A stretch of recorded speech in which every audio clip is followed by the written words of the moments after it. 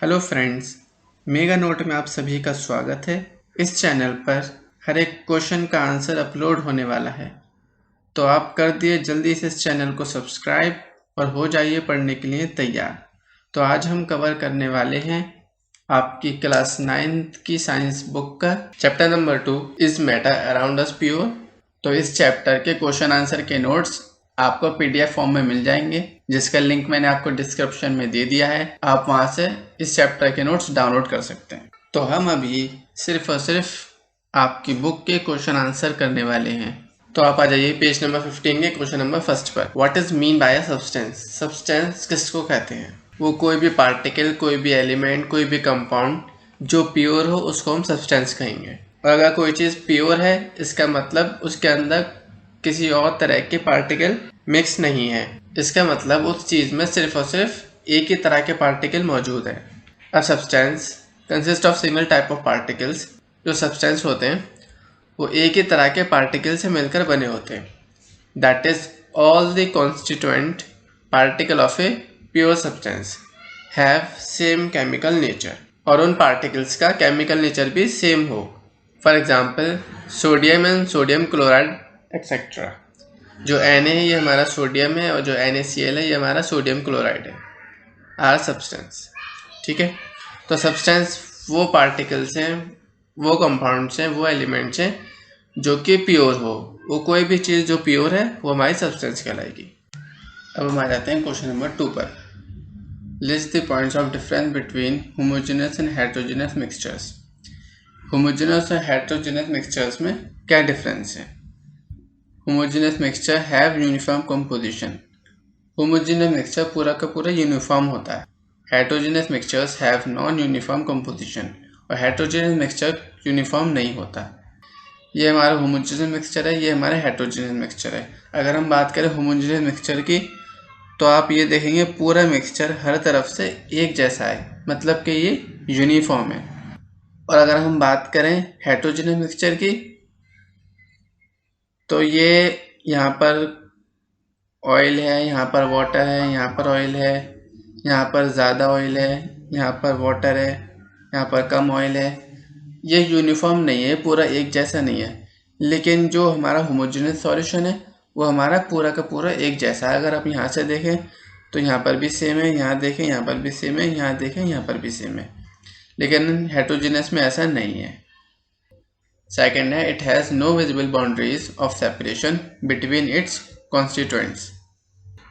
जो दो एलिमेंट्स को, कॉन्स्टिट्यूएंट्स को हम मिक्स करते हैं, तो उस मिक्स होने की जो बाउंड्री होती है वो होमोजेनस मिक्सचर में नहीं दिखती, और हेटेरोजेनस मिक्सचर में वो बाउंड्री दिखती है। It has visible boundary of separation between its constituents. Heterogeneous mixture में जो हम एलिमेंट, जो हम कॉन्स्टिट्यूएंट्स मिक्स करते हैं, तो उनकी बाउंड्रीज हमें नज़र आती है। यहाँ पर वाटर है और शुगर है, दोनों मिक्स हैं इस सॉल्यूशन में। लेकिन यहाँ पर आपको ये नहीं दिखा होगा कि कहाँ पर शुगर है, कहाँ पर वाटर है, क्योंकि ये पूरा एक होमोजेनस सॉल्यूशन है। होमोजेनस सॉल्यूशन में कोई बाउंड्री नहीं दिखती। लेकिन अगर हम बात करें हेटेरोजेनस सॉल्यूशन की, तो यहाँ पर आपको ये बाउंड्री विजिबल दिख रही हैं। यहाँ पर ऑयल है, यहाँ पर वाटर है, यहाँ पर ऑयल है, तो ये जो बाउंड्रीज हैं ये हमें नज़र आ रही हैं। ठीक है। थर्ड है, the component of homogenous mixtures are not physically distinct. जो होमोजेनस मिक्सचर के जो कंपोनेंट हैं वो हमें अलग अलग नहीं दिखते, they are not physically distinct. लेकिन अगर हम बात करें हेटेरोजेनस मिक्सचर की, heterogenous mixture has physically distinct components. इसके जो कंपोनेंट्स होते हैं वो हमें अलग अलग साफ नज़र आते हैं।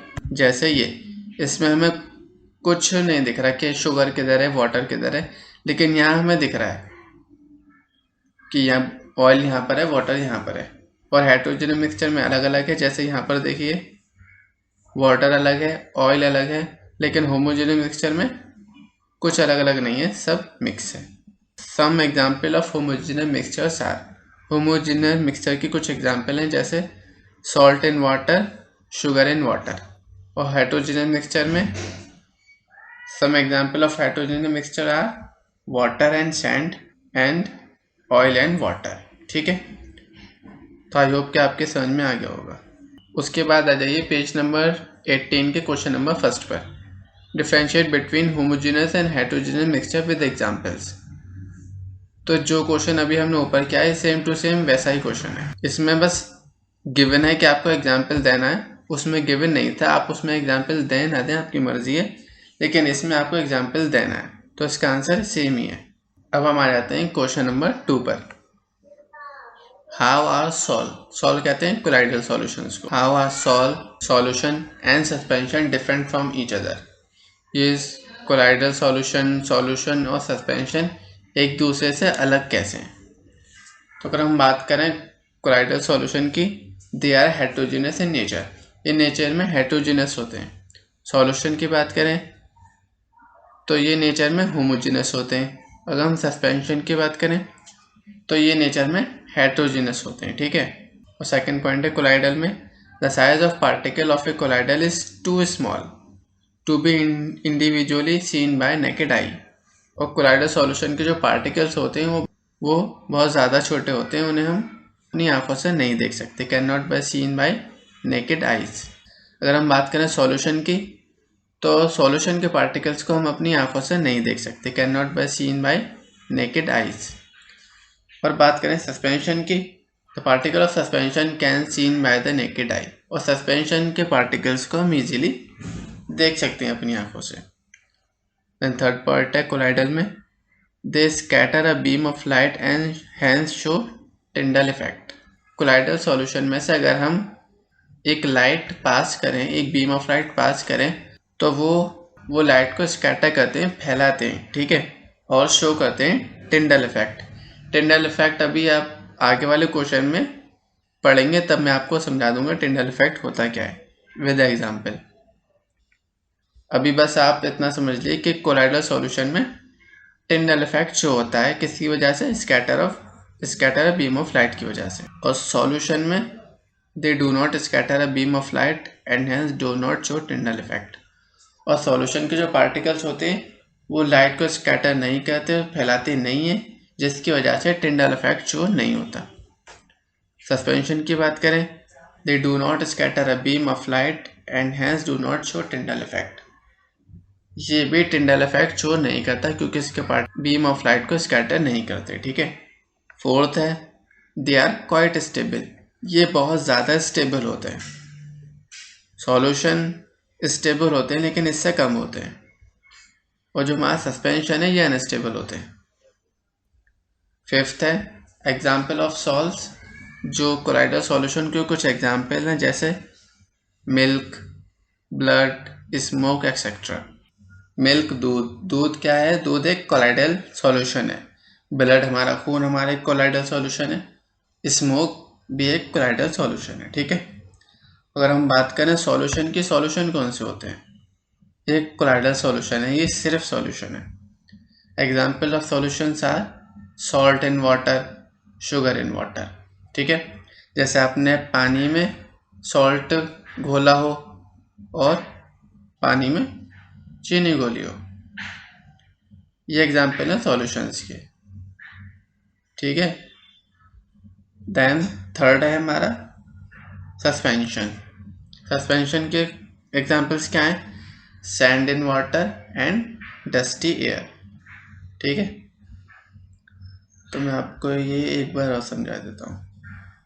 हेट्रोजीनियस इन नेचर, हमारा मिल्क, ब्लड और स्मोक हेट्रोजीनियस है, और कोलाइडल सॉल्यूशन के जो पार्टिकल्स होते हैं वो बहुत ज़्यादा छोटे होते हैं, उन्हें हम अपनी आंखों से नहीं देख सकते।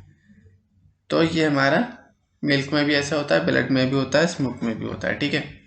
थर्ड है लाइट स्कैटर होती है, टिंडल इफेक्ट जो होता है वो सिर्फ और सिर्फ वो इन्हीं में होता है, ठीक है। और ये स्टेबल भी होते हैं।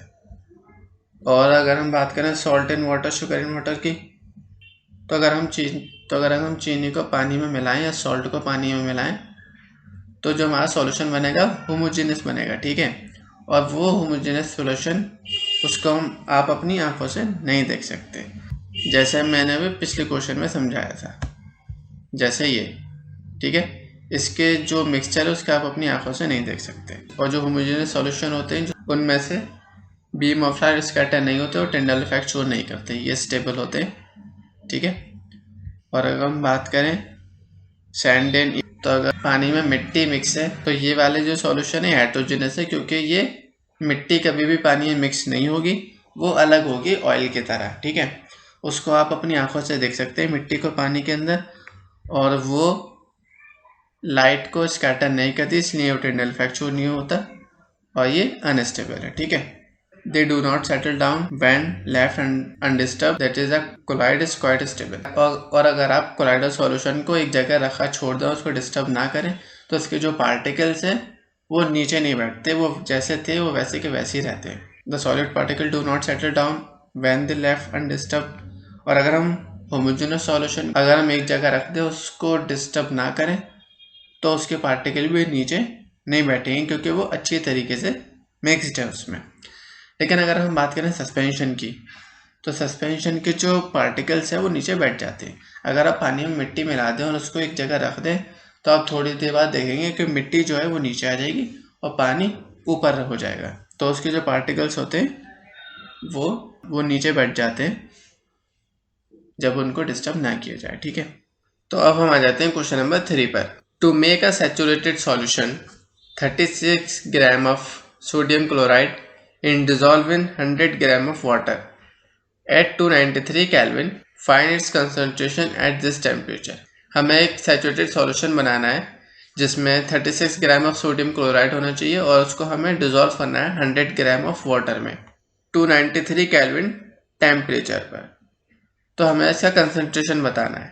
तो कंसंट्रेशन निकालने का एक फॉर्मूला होता है मास of solute divided by mass of solution into 100।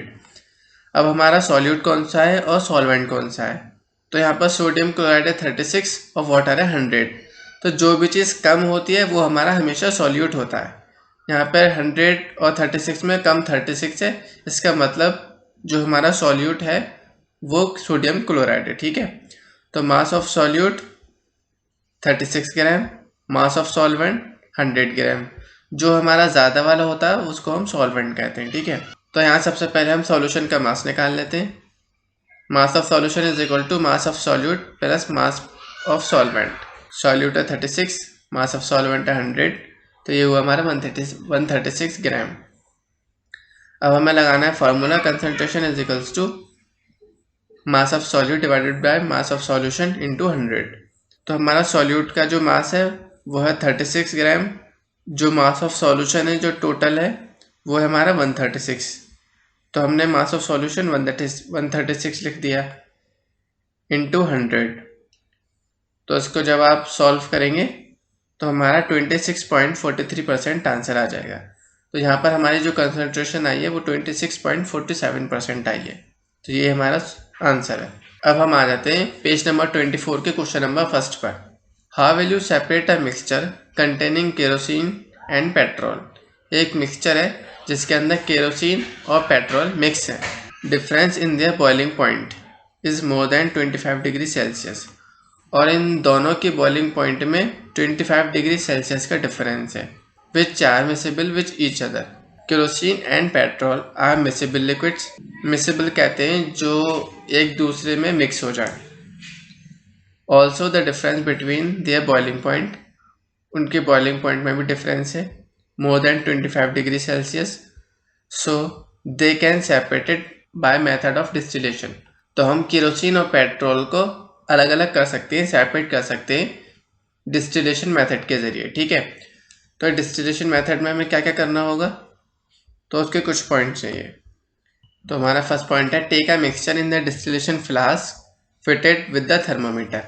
तो जो ये वाला है ये हमारा है डिस्टिलेशन फ्लास्क, इसमें हमने मिक्सचर ऐड किया और हमने यहाँ पर एक थर्मोमीटर फिट कर दिया है, ठीक है, जिससे हम टेम्परेचर नोट करते रहेंगे। सेकेंड है arrange the apparatus as shown in the given picture.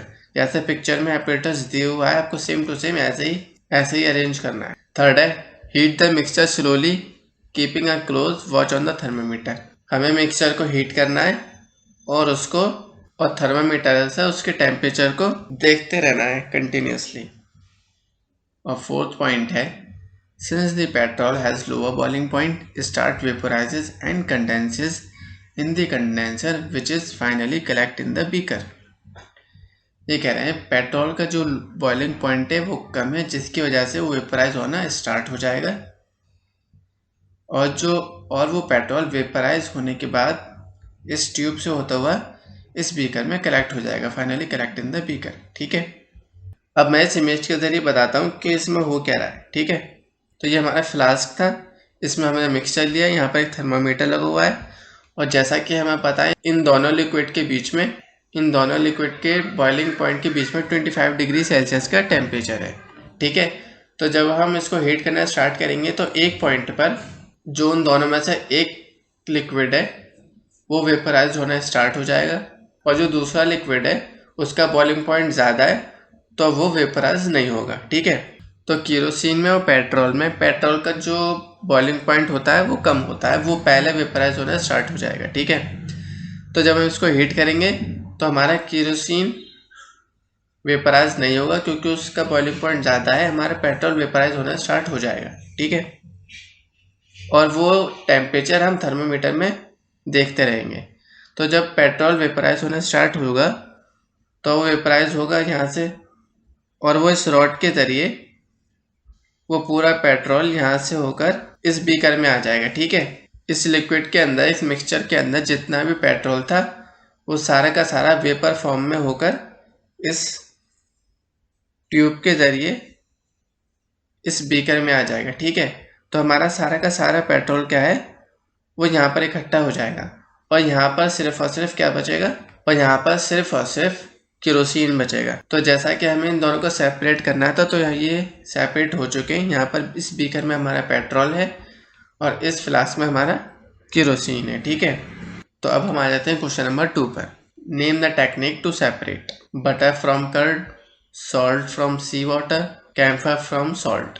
इनको सेपरेट करने के लिए हमें कौन सी टेक्निक यूज़ करनी होती है? बटर फ्रॉम कर्ड, जो कर्ड में से, दही में से हम बटर निकालते हैं, उसमें हमारी सेंट्रीफ्यूगेशन टेक्निक यूज होती है। ठीक है, ये आपको याद करना पड़ेगा। और सी वाटर में से जो हम सॉल्ट निकालते हैं उस टेक्निक को हम एवापोरेशन कहते हैं, और सॉल्ट में से जो हम कैम्फर निकालते हैं, कैम्फर कहते हैं कपूर को। तो सॉल्ट में से कपूर निकालने के लिए हमारे टेक्निक यूज होगी सब्लिमेशन। ठीक है, तो ये जितनी भी टेक्निक है इन सबको आपको याद करना पड़ेगा और बुक में से समझना पड़ेगा। ठीक है, अब हम आ जाते हैं क्वेश्चन नंबर 3 पर। What type of mixture are separated by technique of crystallization? Crystallization technique से किस तरह के मिक्सचर सेपरेट किए जाते हैं? तो इसका आंसर है crystallization is the process that separate a pure solid in the form of its crystal from a solution. Crystallization एक प्रोसेस है जो सॉल्यूशन में से प्योर सॉलिड्स को निकालता है, सेपरेट करता है in the form of crystals। ठीक है, the crystallization method is used to purify solids। crystallization method solids को प्योर करने में यूज होता है। for example the salt we get from sea water। तो जो समुद्र के पानी में से जो हम सॉल्ट निकालते हैं तो उसके अंदर बहुत सारी इम्प्योरिटीज होती हैं। to remove these impurities the process of crystallization is used। उन इम्प्योरिटीज़ को रिमूव करने के लिए इस क्रिस्टलाइजेशन प्रोसेस का यूज़ किया जाता है। अब आ जाइए पेज नंबर 24 के क्वेश्चन नंबर 1 पर। Classify the following as chemical और फिजिकल चेंज। ये जो पॉइंट्स दिए हुए हैं हमें बताना है कि कौन सा केमिकल चेंज है और कौन सा फिजिकल चेंज है। ठीक है, तो यहाँ पर जो केमिकल चेंजेस हैं वो चीज़ है जिसके अंदर पहला था कटिंग ऑफ ट्रीज, पेड़ों को काटना, ये एक फिजिकल चेंज है। ठीक है, दूसरा है melting of butter in a pan, ये भी हमारा एक फिजिकल चेंज है। रस्टिंग ऑफ अलमीरा, जंग लगना, ये केमिकल चेंज है। ठीक है, boiling of water to form steam, पानी का भाप बनना, ये एक फिजिकल चेंज है।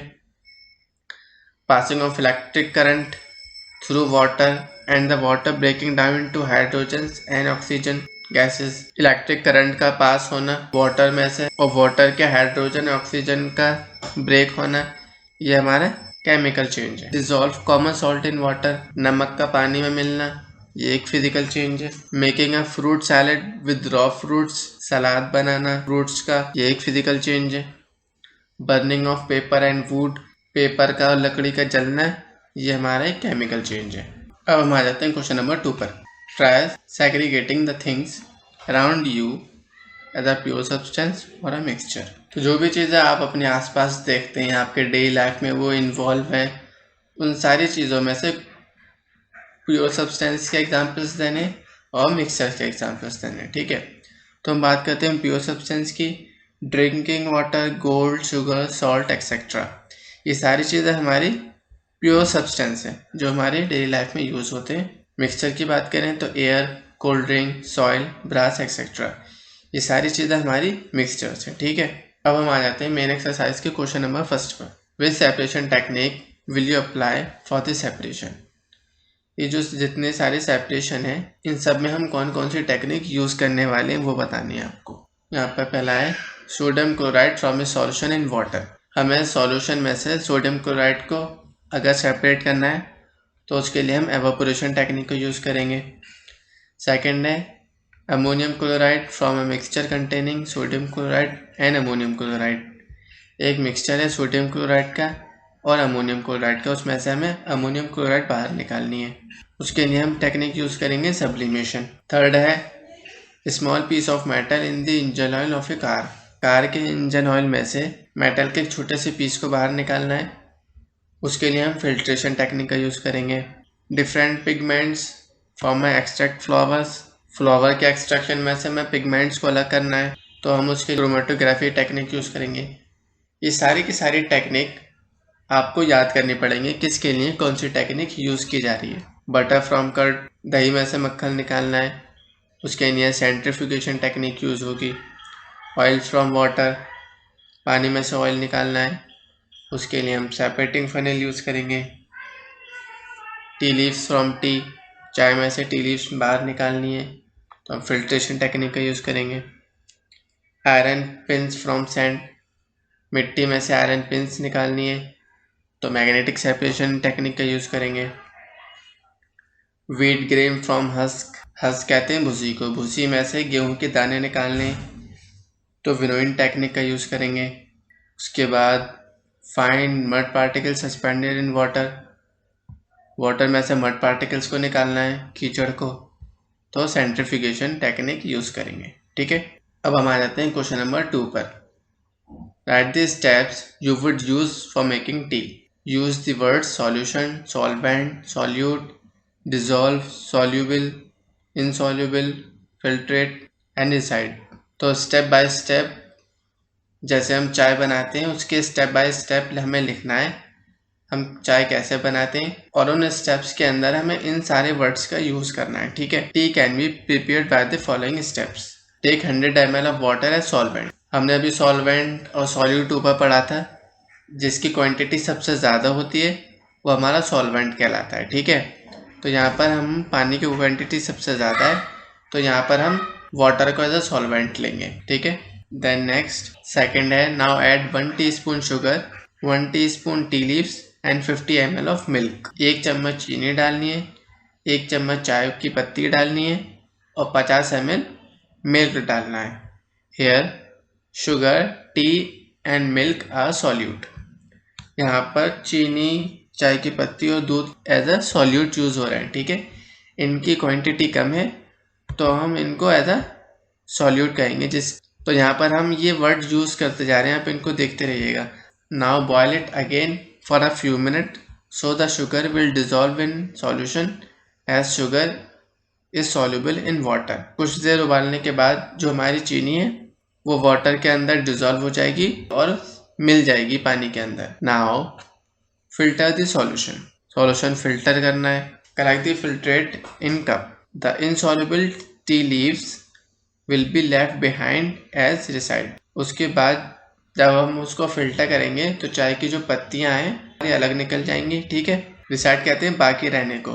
तो यहाँ पर हमने चाय को एज अ सॉल्यूशन यूज करा है और पानी को एज अ सॉल्वेंट यूज करा है और चीनी, चाय पत्ती और दूध को एज अ सॉल्यूट यूज करा है और उनको डिजॉल्व करा पानी के अंदर, तो हमारा डिजॉल्व वर्ड भी यूज हो गया। डिजॉल्व हुआ इसका मतलब वो सारी चीज़ें मिक्स हो गई, मिल गई, तो हमारा सॉल्युबल वर्ड भी यूज हो गया यहाँ पर।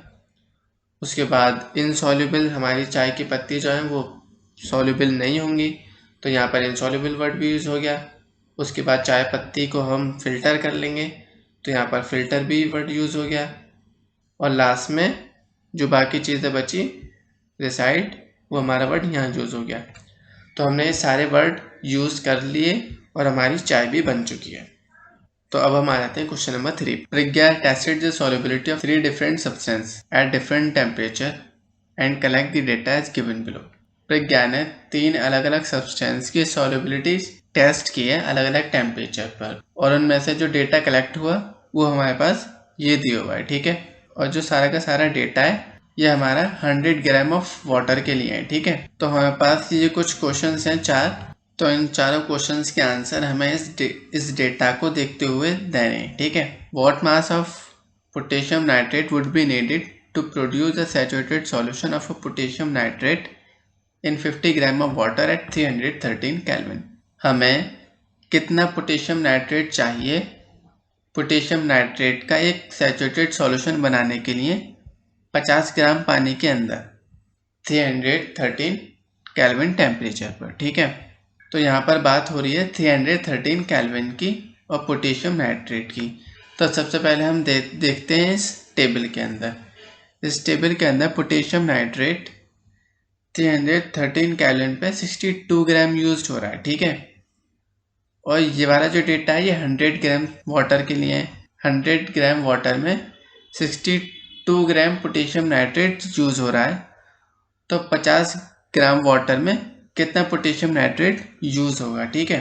तो हम आ जाते हैं इसके आंसर पर। तो at 313 kelvin 62 gram of potassium nitrate dissolve in 100 gram of water, जो कि हमारे पास गिवन है डेटा के अंदर।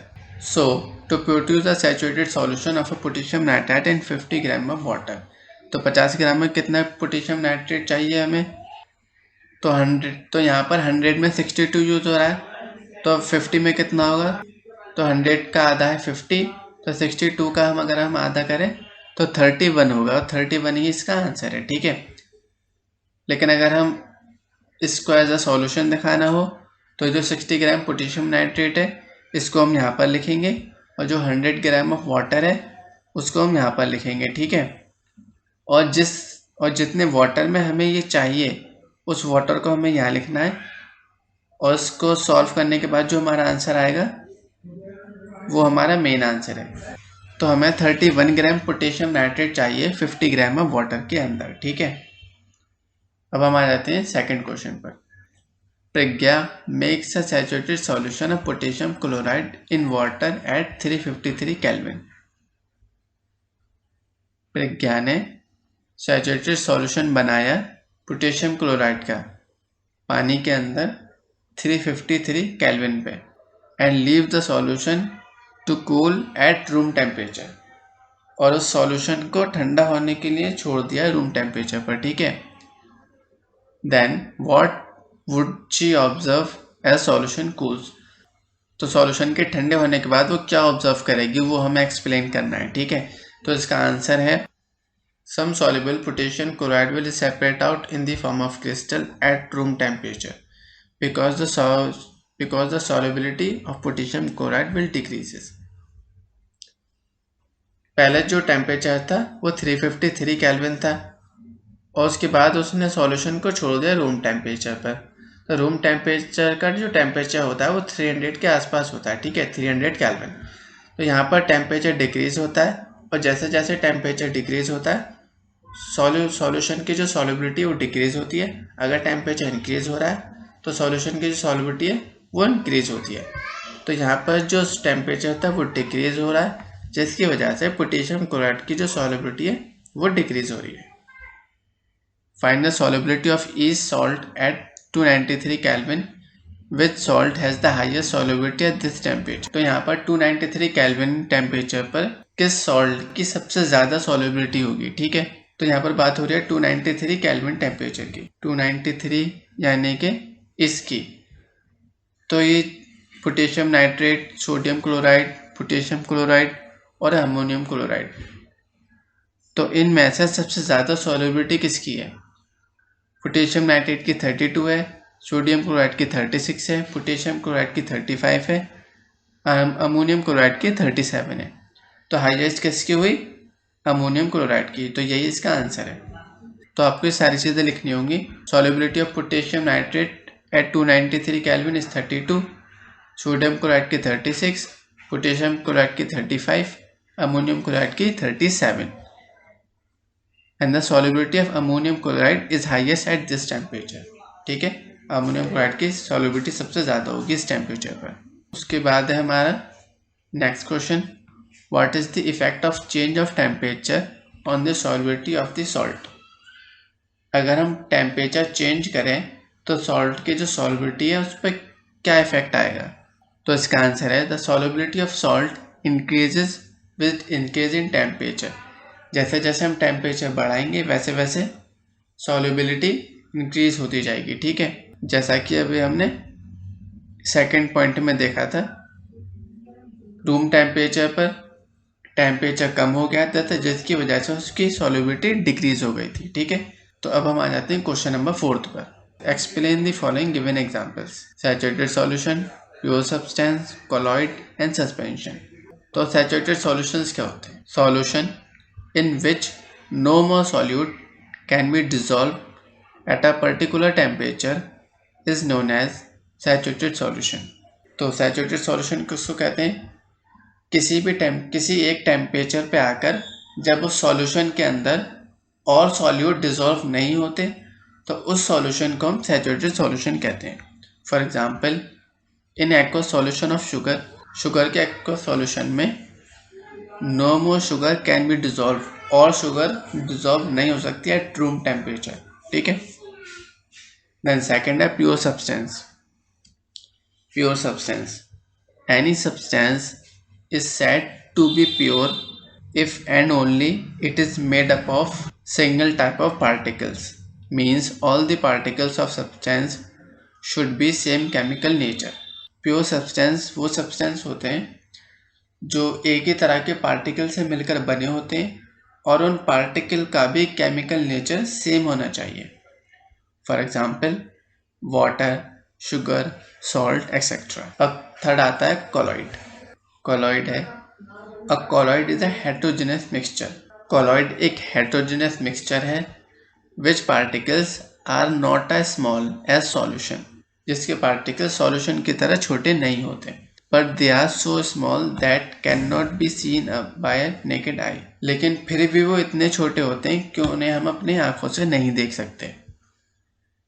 When a beam of light passing through a colloid, जब हम किसी कॉलॉइड सॉल्यूशन में से किसी लाइट को पास करते हैं, then the path of the light become visible। तो उस लाइट की जो पाथ है वो हमें दिखती है। ठीक है, तो कोलॉइड वो हेटेरोजेनस मिक्सचर सॉल्यूशन है जिसके पार्टिकल ज़्यादा छोटे नहीं होते लेकिन फिर भी हम उन्हें अपनी आंखों से नहीं देख सकते, और अगर हम उसमें से लाइट पास करें तो लाइट की जो पाथ होगी वो हमें विजिबल होगी। For example, milk, smoke etcetera. ठीक है, देन लास्ट वन है suspension. Suspension is a heterogeneous mixture in which solids are dispersed in liquid. The solid particles in suspension do not dissolve but remain suspended throughout the medium. For example, paints, muddy water, chalk water, mixtures, etc. Suspension वो heterogeneous mixture है जिसमें liquids के अंदर जो solid particles होते हैं वो बिखरे हुए होते हैं। डिस्पर्स्ड का मतलब है बिखरे हुए, और जो सॉलिड पार्टिकल है वो हमारे लिक्विड के अंदर डिसॉल्व नहीं होते, वो उसी के अंदर बिखरे हुए रहते हैं। ठीक है, फॉर एग्जाम्पल चॉक वाटर। जब आप चॉक को पानी के अंदर मिलाएंगे तो आप देखेंगे चॉक के जो पार्टिकल्स हैं वो पानी के अंदर मिलेंगे नहीं, वो उसी के अंदर बिखरे हुए रहेंगे लेकिन वो पानी के अंदर डिसॉल्व नहीं होंगे। तो ऐसे हेटेरोजेनस मिक्सचर को हम सस्पेंशन कहेंगे।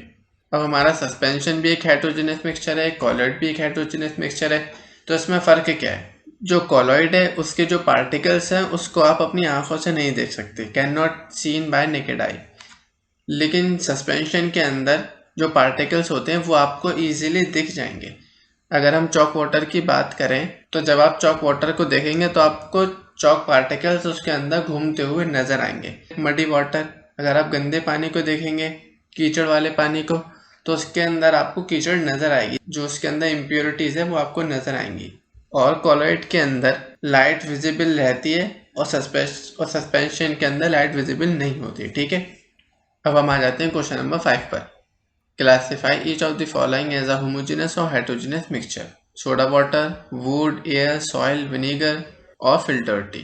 तो ये कुछ चीज़ है, इसमें से आपको बतानी है कि होमोजेनियस मिक्सचर कौन सा है, हेटेरोजेनियस मिक्सचर कौन सा है। ठीक है, अगर हम बात करें सोडा वाटर की तो ये हमारा एक होमोजेनियस मिक्सचर है। ठीक है, अगर हम बात करें वुड की, ये हमारा हेटेरोजेनियस मिक्सचर है। और अगर हम बात करें एयर की तो एयर भी हमारा होमोजेनियस मिक्सचर है। और सॉइल हमारा हेटेरोजेनियस मिक्सचर है। और विनेगर कहते हैं सिरके को, जो घरों में यूज़ होता है, तो विनेगर भी हमारा होमोजेनियस मिक्सचर है। फिल्टर टी भी हमारा होमोजेनियस मिक्सचर है। ठीक है, तो इसमें सिर्फ और सिर्फ वुड और सॉइल हमारा हेटेरोजेनियस मिक्सचर है, बाकी सारे हमारे होमोजेनियस मिक्सचर है। होमोजेनियस मिक्सचर्स वो मिक्सचर हैं जिनके अंदर अलग अलग पार्टिकल्स कंप्लीटली डिसॉल्व हो जाते हैं, और हेटेरोजेनियस मिक्सचर में जो पार्टिकल्स हैं वो डिसॉल्व नहीं होते। अब हम आ जाते हैं क्वेश्चन नंबर 6 पर। How would you confirm that a colourless liquid given to you is pure water? इसका आंसर है, take a sample of colorless liquid and put on stove. If it starts boiling exactly at 100 degrees Celsius, then it is pure water. And any other colorless liquid such as vinegar always have different boiling point. Also observe carefully that after some time whole liquid will convert into vapor without leaving any side. तो अगर हमारे पास कोई और colourless liquid है तो हम उसको stove पर रख देंगे गर्म करने के लिए। अगर वो लिक्विड गर्म 100 डिग्री सेल्सियस पर आकर बॉयल होना स्टार्ट हो जाता है, वेपराइज होना स्टार्ट हो जाता है, तो वो लिक्विड हमारा वाटर है, अदरवाइज वो वाटर नहीं है, क्योंकि अलग अलग लिक्विड्स के अलग अलग बॉइलिंग टेम्परेचर होते हैं। अब हम आ जाते हैं क्वेश्चन नंबर 7 पर। Which of the following material falls in the category of a pure substance? ये जो कुछ चीज़ें हैं इनमें से हमारा प्योर सब्सटेंस कौन से हैं? आइस हमारा प्योर सब्सटेंस है। मिल्क प्योर सब्सटेंस नहीं है। आयरन हमारा प्योर सब्सटेंस है। हाइड्रोक्लोरिक एसिड हमारा प्योर सब्सटेंस है। कैल्शियम ऑक्साइड हमारा प्योर सब्सटेंस है। मरकरी हमारा प्योर सब्सटेंस है। ब्रिक प्योर सब्सटेंस नहीं है। वुड भी प्योर सब्सटेंस नहीं है, और एयर भी प्योर सब्सटेंस नहीं है। ठीक है, तो इनमें से सिर्फ और सिर्फ प्योर सब्सटेंस कौन से हैं? Ice, iron, hydrochloric acid, calcium oxide और मरकरी। अब हम आ जाते हैं क्वेश्चन नंबर 8 पर। Identify the solution among the following mixtures. ये जो मिक्सचर्स हैं इनमें से सॉल्यूशंस कौन से हैं? सॉइल ये सॉल्यूशन नहीं है। सी वाटर ये एक सॉल्यूशन है। एयर हमारा सॉल्यूशन है। कोल सॉल्यूशन नहीं है। सोडा वाटर हमारा सॉल्यूशन है। ठीक है, तो इनमें से सिर्फ और सिर्फ सी वाटर, एयर, सोडा वाटर हमारे सॉल्यूशंस हैं। अब हम आ जाते हैं क्वेश्चन नंबर 9 पर। Which of the following will show Tyndall effect? ये हमारे कुछ सॉल्यूशंस हैं, इनमें से कौन सा टिंडल इफेक्ट शो करेगा? अगर हम बात करें सॉल्ट सॉल्यूशन की तो ये हमारा एक होमोजेनियस सॉल्यूशन है, ये टिंडल इफेक्ट शो नहीं करेगा। ठीक है, बात करें हम मिल्क की तो ये एक हेटेरोजेनियस सॉल्यूशन है और ये एक कोलाइडल सॉल्यूशन है, तो ये टिंडल इफेक्ट शो करेगा क्योंकि इसमें से बीम ऑफ लाइट स्कैटर हो जाएगी। ठीक है, टिंडल इफेक्ट सिर्फ और सिर्फ कोलाइडल सॉल्यूशन ही करते हैं। कॉपर सल्फेट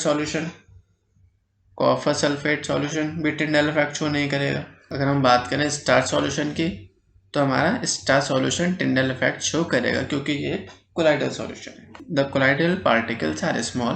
कोलाइडल पार्टिकल जो होते हैं स्मॉल होते हैं। We can not see them with the naked eye. हम उनको अपनी आंखों से नहीं देख सकते। But these particle can easily scatter a beam of visible light। लेकिन इसके पार्टिकल लाइट को स्कैटर कर देते हैं। ठीक है, जैसे कि अभी हम ऊपर पढ़कर आ रहे हैं कोलाइडल सॉल्यूशंस में। This scatter beam of light is called the Tyndall effect. और जो लाइट जो स्कैटर हो रही है उस चीज़ को हम टिंडल इफेक्ट कहते हैं। ठीक है, और लाइट स्कैटर कैसे होती है उसकी एग्जाम्पल है ये। ठीक है, ये वाला जो सॉल्यूशन है ये हमारा कॉपर सल्फेट का है जो टिंडल इफेक्ट शो नहीं कर रहा, और जो दूसरा है वो हमारा मिल्क है। ठीक है, तो अगर हमने टॉर्च लगाई तो ये क्या है? ये बीम ऑफ लाइट है। ठीक है, ये बीम ऑफ लाइट यहाँ से जिस सॉल्यूशन में जा रही है ये हमारा होमोजेनियस सॉल्यूशन है, इसलिए इसमें लाइट स्कैटर नहीं होगी, ये टिंडल इफेक्ट शो नहीं कर रहा। अगर हम बात करें मिल्क की तो यहाँ पर आप देख सकते हैं कि जो लाइट है ये विजिबल हो रही है, इसका पाथ विजिबल हो रहा है, और जो लाइट है स्कैटर हो रही है इसके पार्टिकल की वजह से, जिसकी वजह से हमें लाइट विजिबल हो रही है। ठीक है, तो जिस सॉल्यूशन में हमारी बीम ऑफ लाइट स्कैटर होती है, विजिबल होती है, उसको हम टिंडल इफेक्ट कहते हैं। ये जो लाइट विजिबल हो रही है इस चीज़ को हम टिंडल इफेक्ट कह रहे हैं। ठीक है, और टिंडल इफेक्ट सिर्फ और सिर्फ कोलाइडल पार्टिकल्स में ही होता है। Tyndall effect is shown by colloidal solutions. Here milk and starch solution are colloids. Therefore, milk and starch solution will show Tyndall effect. ठीक है, सिर्फ और सिर्फ मिल्क और स्टार्च सॉल्यूशन ही Tyndall effect शो करेगा, क्योंकि सिर्फ और सिर्फ यही तो एक कोलाइडल सॉल्यूशन है। ठीक है, अब हम आते हैं क्वेश्चन नंबर 10 पर। Classify the following into elements, compound and mixtures.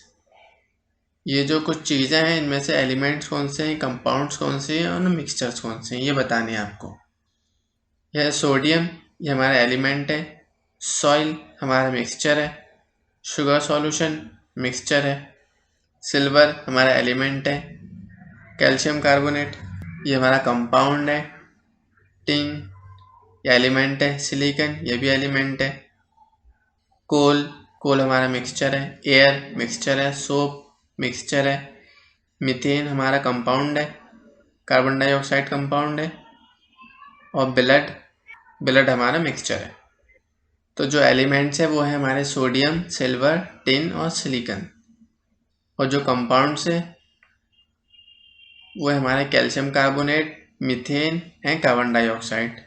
और जो हमारे मिक्सचर है वो है soil, sugar, coal, air, soap और ब्लड। अब हम आ जाते हैं क्वेश्चन नंबर 11 पर। Which of the following are chemical changes. इनमें से कौन सी चीज़ें केमिकल चेंजेस की वजह से होती हैं। पहला, ग्रोथ ऑफ ए प्लांट, पेड़ पौधों का बढ़ना, ये केमिकल चेंजेस की वजह से होता है। रस्टिंग ऑफ आयरन, जंग लगना, ये केमिकल चेंजेस की वजह से होता है।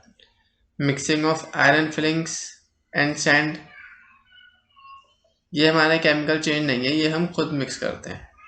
कुकिंग ऑफ फूड, ये हमारा केमिकल चेंजेस की वजह से होता है। डाइजेशन ऑफ फूड, ये हमारा केमिकल चेंजेस की वजह से होता है। फ्रीजिंग ऑफ वाटर का आइस बन जाना, ये हमारा केमिकल चेंजेस की वजह से नहीं होता। बर्निंग ऑफ ए कैंडल का जलना, ये हमारा केमिकल चेंजेस की वजह से होता है। तो केमिकल चेंजेस के जो एग्जाम्पल है वो हैं growth of plant, rusting of iron, cooking of food, digestion of food, burning of candle. ठीक है, तो आई होप कि आप लोगों के समझ में आया होगा। आपको वीडियो कैसे लगी आप कमेंट में ज़रूर बताइएगा, और अगर आपको कोई डाउट हो या कोई क्वेश्चन समझ में ना आया हो तो आप हमें कमेंट करके बता सकते हैं। हम पूरी कोशिश करेंगे नेक्स्ट वीडियो में आपको समझाने की। तब तक के लिए ऑल द बेस्ट।